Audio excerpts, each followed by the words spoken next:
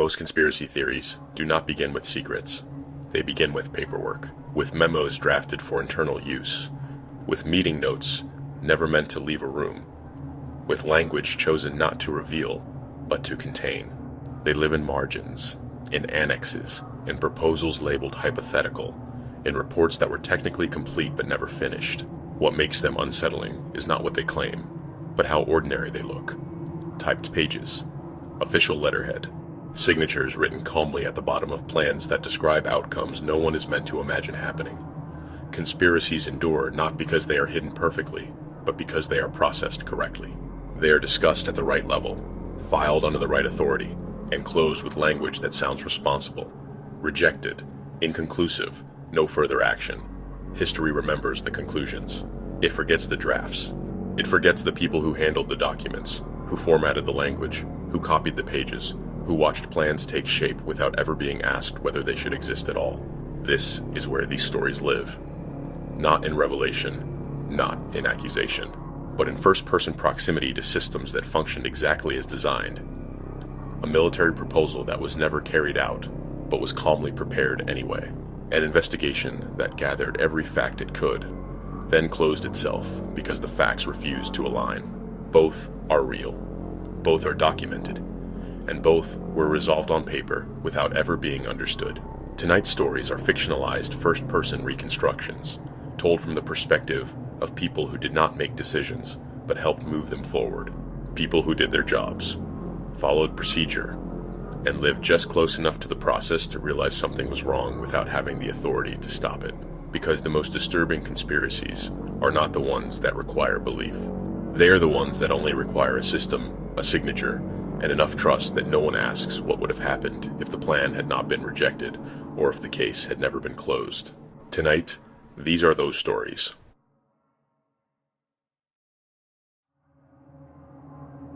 Story 1. Operation Northwoods.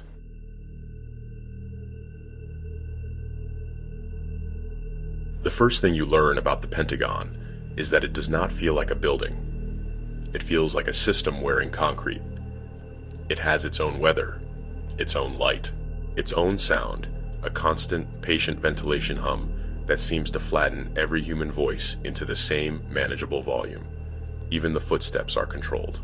Rubber soles on wax tile, measured and polite, as if the corridors themselves are listening for pace. In early 1962, I was a civilian analyst with a badge that opened most doors and not enough authority to be noticed in any room. That was the arrangement. You were useful because you were invisible. You were trusted because your name did not appear on anything important. My temporary assignment came down through my supervisor in a folder with a red cover sheet and a stapled routing slip that had already been initialed by people whose handwriting looked like an entire career of signing. Seconded to the joint staff, he said, as if he were reading a train schedule. Document support, annex compilation. You will review for consistency, formatting, transmittals, that kind of thing. He did not say Cuba. He did not say mongoose. He did not say anything that would give the folder a shape in my mind. We didn't use names until we had to. Names made things personal. I took the folder and walked through corridors that smelled of paper and floor polish and coffee that had been reheated too many times. I rode an elevator with 3 men in uniform who did not look at my badge, and I could have been a ghost between them.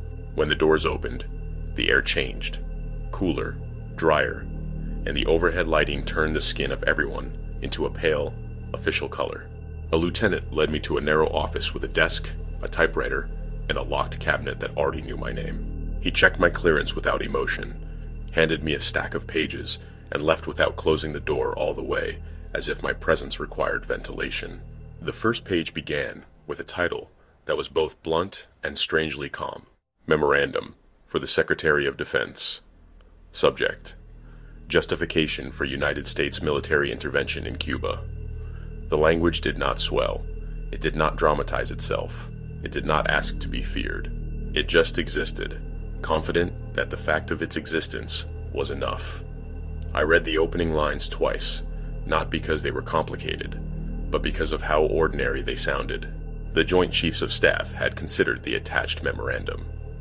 They responded to a request from the Chief of Operations, Cuba Project, for a brief but precise description of pretexts that could justify military intervention. It was framed as a preliminary submission, suitable for planning purposes. There would be other submissions. There would be a time-phased plan. The calmness of it made my throat tighten. Not because I understood what was coming, but because the tone was identical to memos about fuel allocations, troop rotations, procurement schedules. The words had been fitted into familiar grooves. I turned the page. A notation by the Joint Secretariat. A decision record. A date. The kind of paper trail that reassured the building that something had happened properly. The meeting on the 13th of March, 1962. Approved recommendations. Title 10 invoked. Provisions followed. The machinery of legitimacy humming along. I flipped again and reached a section labeled Discussion. There were phrases that seemed designed to present themselves as unremarkable. Heightened tensions. Justifiable grievances. World opinion. Developing the international image. It read like any other document that wanted an outcome without admitting it wanted one. Then I reached the word that changed the temperature of the room, even though the air did not move. Pretexts. The annex was labeled like a file drawer. Not poetic, not accusatory, not even especially sinister in presentation. Just an annex. I was not asked to evaluate. I was asked to align language, to make sure references matched, to ensure that a sentence on page 9 did not contradict a clause on page 6. That was the work. That was how the system handled its most delicate ideas, by making them a question of grammar. As I read, the proposals unfolded in the same measured cadence. There were ideas for creating incidents in the Guantanamo area. There was mention of a communist Cuban terror campaign in Miami and other Florida cities, even Washington. There were outlines for staged events, for blame, for reaction. There was repeated emphasis on creating the necessary impression of Cuban rashness and irresponsibility on a large scale. The paper did not contain anger. It did not contain excitement. It contained the voice of a committee that had been asked to solve a problem and did so with careful, professional competence. On the second day, I was issued a different badge overlay and escorted into a document preparation space that looked like every other office in the building, except that the waste baskets were emptied by someone else, and the typewriter ribbon was logged. A man in uniform, a major with a face that could have been carved from a single expression, placed a new stack beside my elbow.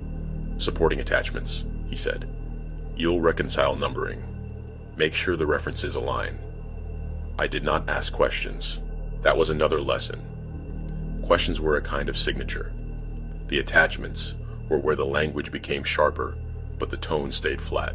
Proposals involving aircraft, civilian platforms, altered identities, simulated losses.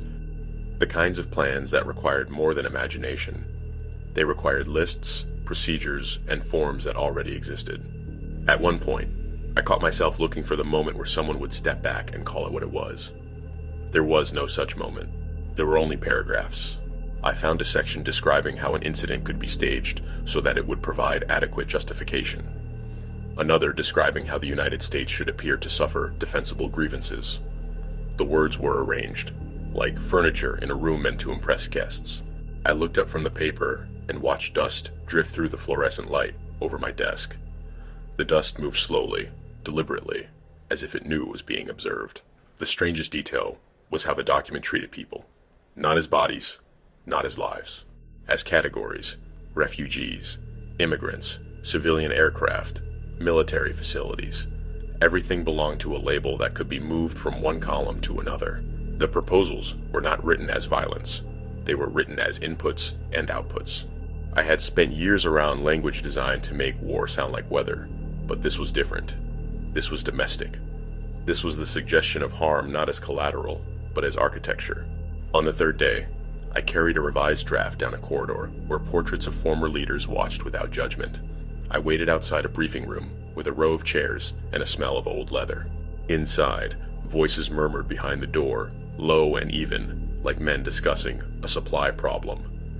A staff officer took the folder from me, flipped through it, and frowned at a paragraph. This line, he said, tapping the page, change would result in to could result in. We're not making promises. The difference between certainty and possibility rendered in 2 letters.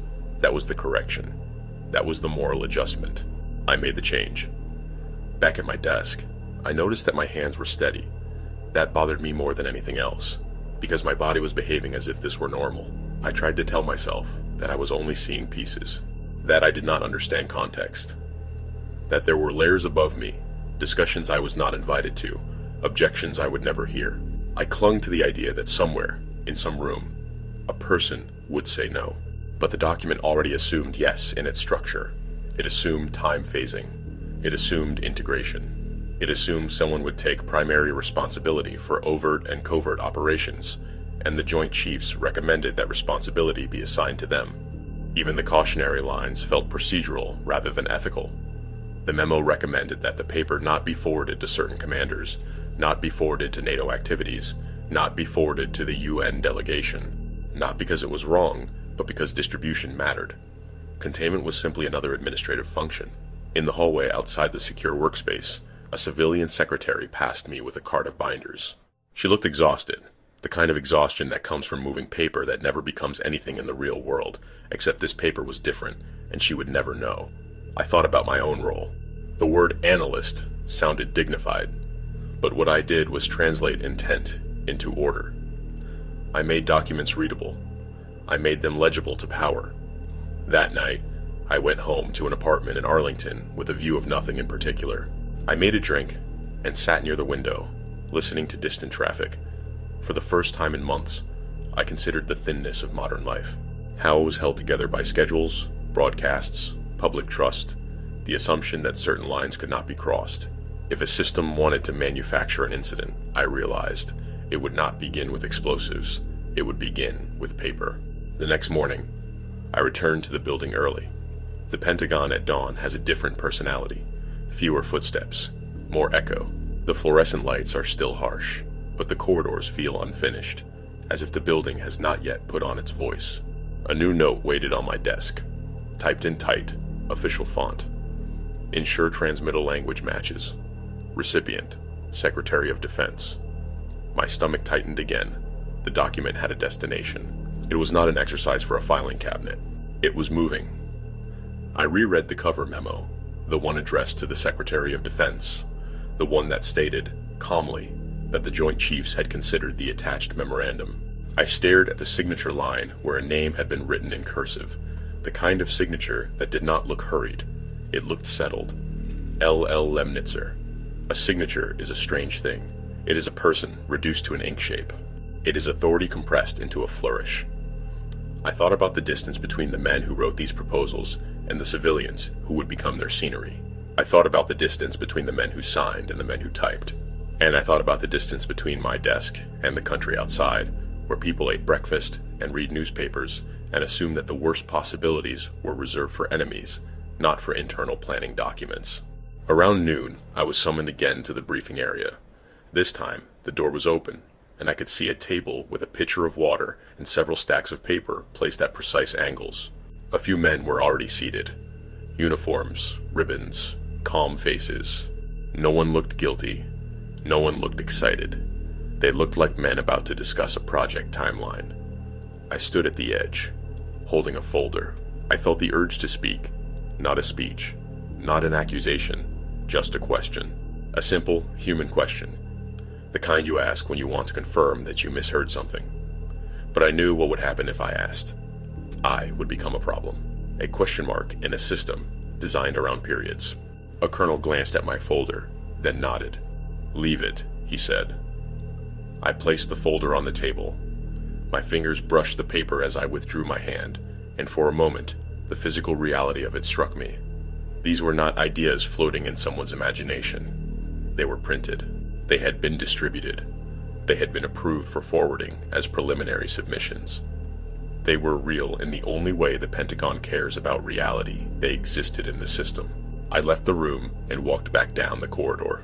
Behind me, the door closed, and the voices continued, calm, measured, professional.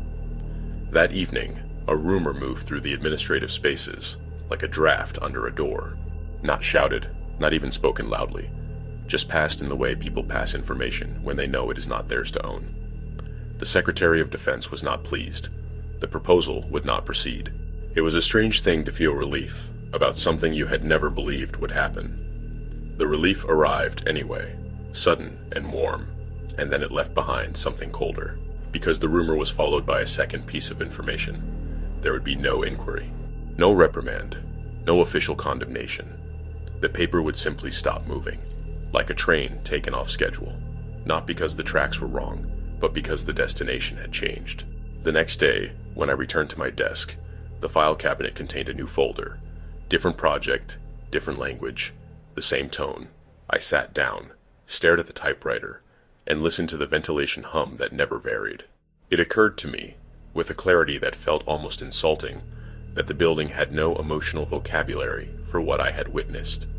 It could approve, it could forward, it could restrict distribution, it could recommend, it could archive, it could reject an outcome, but it could not reject itself. Over the following weeks, I watched the halls move on. New memos, new crises, new briefings. The world outside continued. People drove to work. Children went to school. Newspapers reported international tensions. Everyone lived inside a story that assumed the boundaries of reality were enforced by morality. The document I had handled did not prove that boundaries would be crossed. It proved something more unsettling. It proved that, within the system, the crossing was considered in the same way any other logistical problem was considered. The worst possibilities were not taboo. They were options. One afternoon, I found myself in the secure workspace again, pulling paper from a cabinet that smelled faintly metallic, like a safe that has been closed too long. My hand brushed the spine of an old binder, and I recognized a familiar code word from earlier routing slips. Northwoods. It sat there like a sleeping animal, quiet, patient, properly filed. I stared at it for several seconds, and in that stillness, the horror finally took its most precise form. Not the scenarios, not the proposed incidents, not the idea of a manufactured tragedy used to justify war. The horror was that nothing about the process had been corrected. Only the decision had changed. The system that calmly produced the plan still existed, with the same corridors, the same lights, the same hum, the same ability to translate anything into language that could be initialed. I closed the cabinet and spun the lock until it clicked. Then I returned to my desk and began formatting the next memo, hands steady, sentences clean, as if the only thing that mattered was that the numbering aligned. And somewhere, deep in the building's quiet machinery, I felt the certainty settle in my bones. If a line could be drafted once, it could be drafted again. All it would take was the right request, the right routing slip, the right meeting date. The building did not need belief. It only needed paper.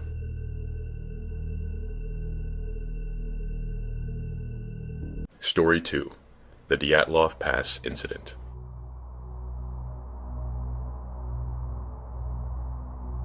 The first time I saw the name written in an official hand, it was already beginning to harden into something the state could store. Dyatlov. 7 letters, pressed into a case file like a seal. Ink on coarse paper. A title that did not yet feel like a story, just a practical label for an unpleasant task that had arrived on a desk in Sverdlovsk during a winter that refused to end. Outside the window, the city was gray and compacted by cold. Snow sat in layers on ledges and rooftops, like accumulated silence. Inside the prosecutor's building, the heat ran too high, and the corridors carried the mixed scent of damp wool, floor polish, and old cigarette smoke. I was 26, a junior investigator attached to the Sverdlovsk Regional Prosecutor's Office. My work was not dramatic. It was cataloging. It was summaries. It was taking what had happened in the world and reducing it to forms that could be filed, stamped, and archived. The Dyatlov case arrived as a task, not a mystery. I was told, very simply, that a group of hikers had failed to return. A search had been organized. The search had found something. Now the office needed the record assembled properly. Morozov, my supervisor said, not looking up from his paperwork. You will assist. You will compile witness statements, index evidence, prepare summaries for review. He paused just long enough for his next sentence to weigh itself. You will not editorialize. The documents do not need your imagination. I nodded. I did not argue. Imagination was a luxury. Procedure was a necessity. They gave me a folder with an early inventory list, and as I turned the pages, I noticed how quickly the language tried to normalize what it could not understand. Group of tourists. Route category. Failure to arrive. Search operation commenced. Then I reached the first description of the site. Tent located on slope of Kholat Syakhl. Tent damaged. Personal belongings present. Footprints leading downhill. I reread that last line several times because it carried the smallest, sharpest implication. Footprints leading downhill. Not drag marks. Not chaotic gouges. Footprints. The first official witness I interviewed was a search volunteer. A young man with a red face and cracked lips, still wearing his winter hat inside the building as if he could not trust warmth. He spoke carefully, as if he were reciting something he had already practiced in his mind. "We found the tent," he said. It was on the slope. The fabric was cut, slashed. From the inside, I think. The stove was there. Their boots were there. Food. Warm clothes. Everything. Everything, I repeated, and made a note. He looked down at his hands, which were shaking from fatigue or cold, or from something that felt like both. There were tracks, he continued, leading away from the tent, like they walked, not running, not fighting. How many? He frowned, as if the number had not settled into a comfortable place in his head. Several, enough to show a group. The wind had taken some, but the pattern was there, down toward the trees. I wrote the words exactly. Pattern, group, toward the trees. Later, when I transcribed the statement, I stared at my own handwriting and felt the first strange tremor of the case. If they walked away from their tent, in winter, at night, without boots, leaving supplies behind, then whatever pushed them out had to be more convincing than cold, convincing, or immediate. The next witness was older, an experienced local guide who had joined the search. He had a blunt face and the calm of a man who had seen mountains kill without needing to invent reasons. "I've been in the Urals my whole life," he said. "I have seen men freeze. I have seen them panic. But I have not seen them leave their shelter without clothing and walk in a line like they were following instructions." Instructions, I repeated. I did not like the word. It implied intent. He shifted in his chair and lowered his voice without being asked. "When we reached the cedar, we found signs of a fire, branches broken above head height, like someone climbed. There were 2 bodies there, without shoes." I asked him to describe the condition. He hesitated, as if choosing language that would pass through official channels without being rejected for tone. "Their hands were damaged," he said finally. "Not by an animal, by something else. They had tried to climb, or they had tried to hold on. The skin was torn," I wrote. "Hands injured, consistent with climbing." I wrote it because it was the nearest category I had. Category. That word began to haunt me. In the following days, the case expanded across my desk in pieces. Photographs, receipts, lists of recovered items, official communications between the Institute and local authorities, weather notes, route maps. The hikers' names were typed neatly on a roster, a simple list of youth and education, and I felt an unexpected wave of discomfort. They were not anonymous victims. They were students, graduates, a young instructor, people with addresses, parents, friends, and winter coats hanging on hooks that had waited for them. The file contained their planned route, a ski expedition in the northern Urals. Their group had intended to reach a settlement, then continue, then return. The paperwork framed it as a routine tourist endeavor, which made the end harder to hold. I began to build the timeline the way the office demanded. January, departure, train, last settlement, a final known point, then silence, then February, the search, then the tent, then the bodies. The first 4 bodies were recorded early, the 2 by the cedar, another found between the cedar and the tent, as if he had tried to return. Then another. Their positions on the slope were noted with coordinates and distances. Their clothing, or lack of it, listed like inventory. The reports described frostbite, hypothermia, the kind of winter death the state could explain without embarrassment.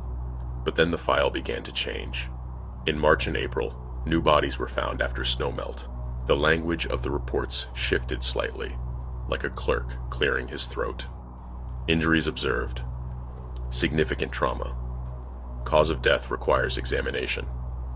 I was sent to the evidence room to review the cataloged items. The room was colder than the hallway, and the smell was unpleasant, a mix of damp fabric and chemicals. The items were laid out, tagged, numbered, photographed, stored. There were torn jackets, socks stiff with ice residue, a notebook, a camera, pieces of clothing that had been cut and reassembled, as if the hikers had been improvising warmth with whatever they could salvage. And then there were things that did not belong in any neat category. A sweater that had been worn by one hiker, then later found on another. Clothing swapped not out of fashion, but necessity. In my notes, I tried to keep the language neutral. Evidence suggests redistribution of clothing among group.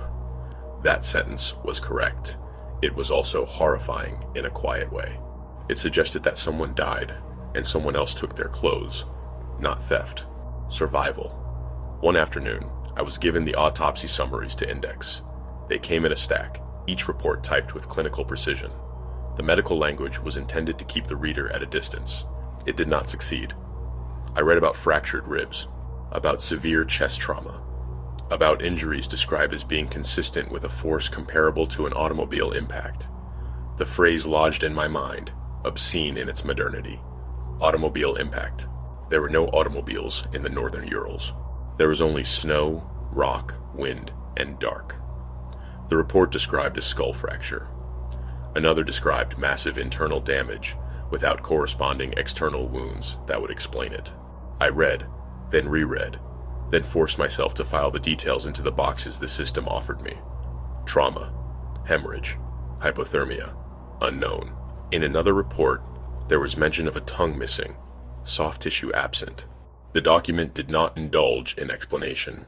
It simply stated it as observed condition. I stared at that line until the words blurred slightly. There are facts that resist the comfort of clinical language. They leak through. That night, I went home to my small apartment and found myself listening to the wind scrape snow against the window frame. I imagined a tent on a slope, a cut in canvas, footprints descending. What does it take to make a person leave their shelter and walk into that kind of night? The next day, the case demanded a summary. My supervisor wanted something that could be forwarded to senior investigators, something that arranged the chaos into a narrative the office could move through its channels. I sat at my desk with a fresh sheet of paper and realized that procedure expects a specific shape. It expects cause and effect. It expects a chain. But the Dyatlov file was not a chain. It was a bundle of contradictions tied together by bureaucracy. I began anyway. On the night in question, the group established camp on the slope. Subsequently, for reasons unknown, the group exited the tent. Footprints indicate movement downhill toward forest line. Evidence of a fire observed near Cedar. Bodies discovered in multiple locations. I wrote it like an anatomy chart, as if listing components could produce understanding. Then I reached the part about injuries, and my pen slowed. How do you summarize injuries that resemble impact without impact? How do you summarize a tent cut from the inside without concluding panic? How do you summarize calm footprints without concluding order? I wrote, the nature of certain injuries suggests a significant force, the source of which has not been established. That sentence was accepted because it contained no opinion. It was a whole shaped like professionalism. As the days passed, more people came through the office. Search coordinators, institute representatives, local officials. Each carried their own version of the story. And I began to notice how the story changed depending on who was telling it. The institute wanted tragedy, but not scandal. The locals wanted explanation, but not blame. The officials wanted closure, because closure is a sign of competence. And the case refused closure the way a wound refuses to stop bleeding. One evening, I was asked to prepare a set of documents for review. The file was to be forwarded to a higher authority. Before it left our building, it needed to be clean. Clean, my supervisor said. Not sloppy, not loose, not emotional. The word emotional was spoken like a warning. I stayed late. The building emptied and the corridors became quieter, the ventilation hum more obvious. In that stillness, I found myself reading the file, not as an investigator, but as a person who could not stop asking a simple question: what happened? Not as a mystery to be enjoyed, but as a reality that had touched bodies and left them in snow. I reviewed photographs again: the tent, the slashes, the slope, the footprints that faded into trees, the bodies found by the cedar, their skin darkened by cold, the broken branches above head height. Every detail held a small refusal inside it, a refusal to become a single explanation. Then I noticed something else, something that frightened me more than the injuries.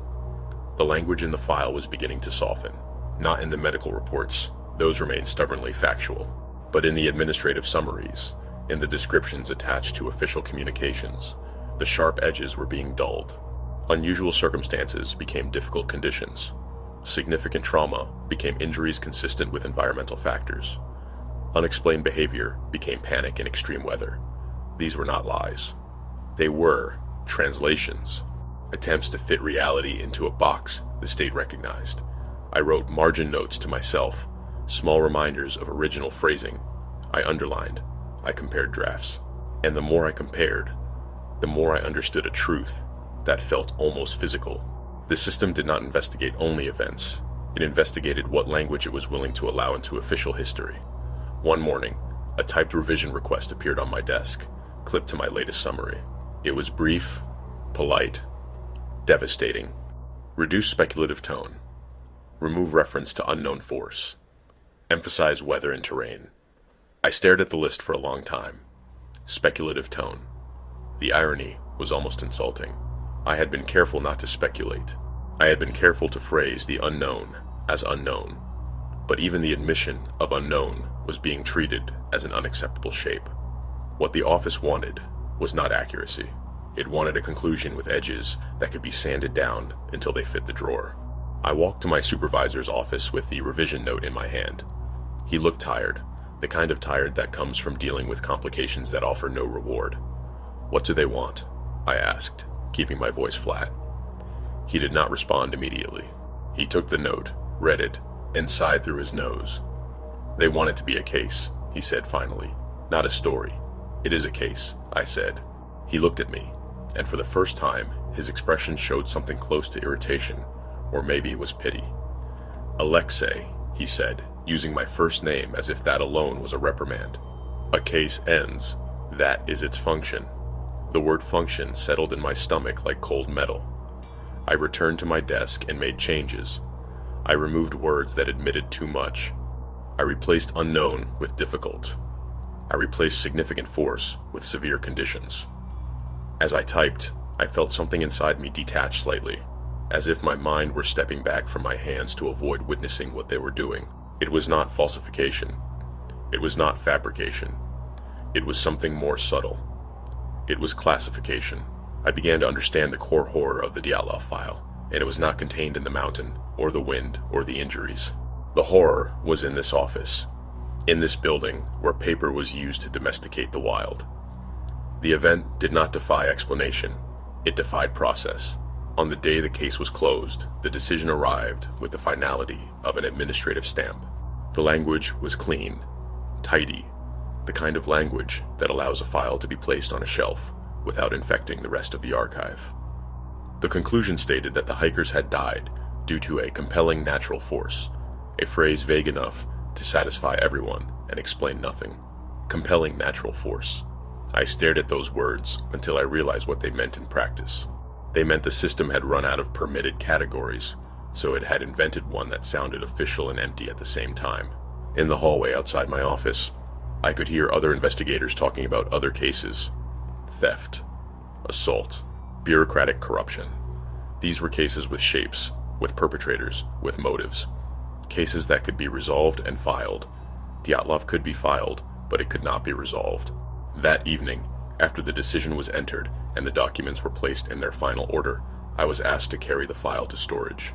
The evidence room was quiet, colder than the rest of the building, and the light there made everything look pale and distant. I held the file in my hands, and for the first time, I felt its weight not as paper but as something heavier, a condensed mass of events that had been pressed into pages. I thought about the hikers again, their names printed neatly, their photographs attached, their lives reduced to outcomes. I thought about the tent, cut from the inside, the footprints leading downhill, the fire beneath the cedar, the injuries that did not match the mountain's simple cruelty.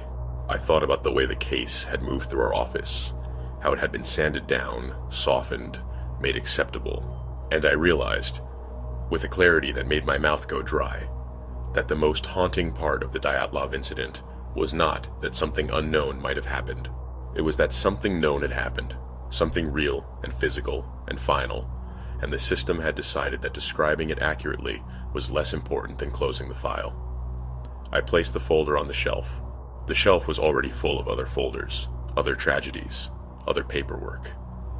Dyatlov slid into place among them with a quiet scrape of cardboard against wood. For a moment, I stood there, hands still on the spine, and I imagined the future. Years from now, someone might request the file. Someone might read the conclusion and feel reassured by its official tone. Someone might believe the state had understood. They would not see the earlier drafts. They would not see the words we had been told to remove. They would not see the margin notes that had tried to preserve sharpness. They would see only the final classification, the tidy ending, the phrase that allowed a file to be stored, compelling natural force. I left the evidence room and walked back into the heated corridor. The air felt too warm, too safe, too controlled. The building hummed with its constant mechanical patience. And as I walked, I understood something that made the case more terrifying than any imagined explanation. If an event cannot be classified, it does not disappear. It becomes a gap in the record, a blank space covered by official words. It becomes an administrative conclusion that satisfies procedure while explaining nothing. It becomes a silence that lasts longer than any storm. That night, lying in bed, I found myself thinking about footprints again, how they had led away from shelter in the dark. Not running, not dragging, just walking. In my mind, the line of prints continued past the point where the searchers had stopped seeing them, continuing into snow that covered everything, continuing into the part of the story that would never be written down in the only language the state allowed. And I realized that the mountain did not need to hide what happened. The system would do it for free. All it needed was a file. All it needed was a conclusion. All it needed was a place on a shelf where the truth could sit, properly labeled, and remain forever unresolved.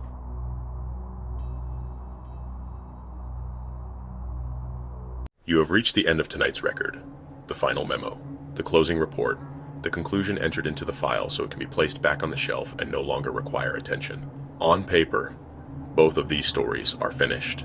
A proposal, reviewed and rejected. An investigation conducted and closed. No further action recommended. No revisions required. The systems involved did what they were designed to do. If anything lingered while you were listening, if something felt unresolved despite the official language, it is because resolution is not the same as understanding. One plan never carried out, but carefully prepared, revised, and approved for consideration as if it were only another logistical exercise. One incident, thoroughly documented, measured, categorized, and concluded only after the available language ran out. Neither required belief, neither required secrecy. They required procedure, because the most unsettling conspiracies are not hidden in darkness. They exist in fluorescent light, on clean paper, written in calm sentences that never raise their voice. A plan can be rejected without ever being condemned. A case can be closed without ever being explained. And once the record is finalized, the world accepts that nothing remains to be done. History moves forward. Institutions continue operating. The systems that produced the moment remain intact, unchanged, ready to process the next request. That is where the unease lives. Not in what might have happened, but in how easily it could have without breaking a single rule.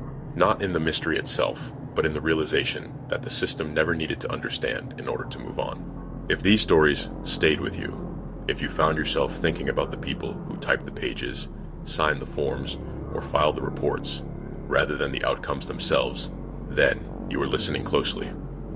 Because the quiet horror is not the event. It is the confidence with which the record declares it complete.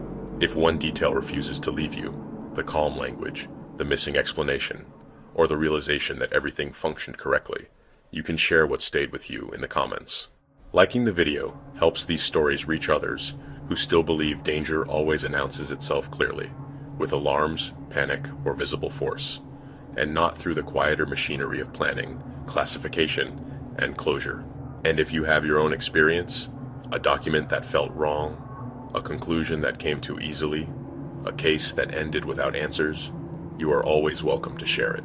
You can send your experience to the business email listed in the channel bio, and it may become part of a future Entity Shadow story. Thank you for listening, for staying with the unfinished parts, for noticing how systems do not need intent to become dangerous. They only need to be trusted. And until next time, read the margins, pay attention to the language, and remember that some of the most frightening things were never hidden at all. They were simply processed. And once the file was closed, no one was required to look at it again. And remember, the dark awaits.